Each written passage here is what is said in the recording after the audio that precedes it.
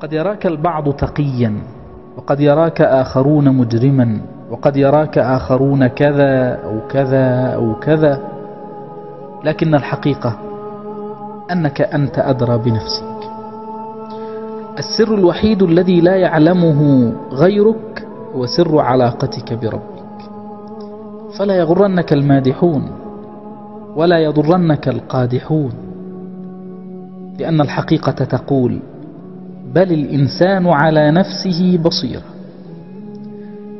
من خطورة العيش بين الطاعة والمعصية أنك لا تدري في أي فترة منهم ستكون الخاتمة.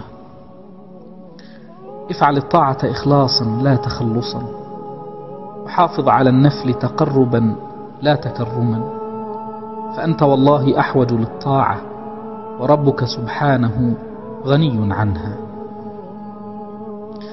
لا تجعل همك هو حب الناس، فالناس قلوبهم متقلبة، قد تحبك اليوم وتكرهك غدا، وليكن همك كيف يحبك رب الناس، فإنه إن أحبك جعل أفئدة الناس تحبك. والحرام يبقى حراما حتى ولو كان الجميع يفعله. لا تتنازل عن مبادئك ودعك منهم، فسوف تحاسب وحدك. لذا استقم كما أمرت لا كما رغبت. اجعل لنفسك خبيئة وسريرة لا يعلمها إلا الله، فكما أن ذنوب الخلوات مهلكات، فكذلك حسنات الخلوات منجيات. لقد رضي الله عن المؤمنين إذ يبايعونك تحت الشجرة، فلا تشغلك الأماكن الفارهة، فإن أعظم مؤتمرات التاريخ كانت تحت شجرة.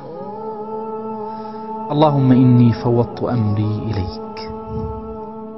قال أحد العلماء: إني أدعو الله في حاجة، فإذا أعطاني إياها فرحت مرة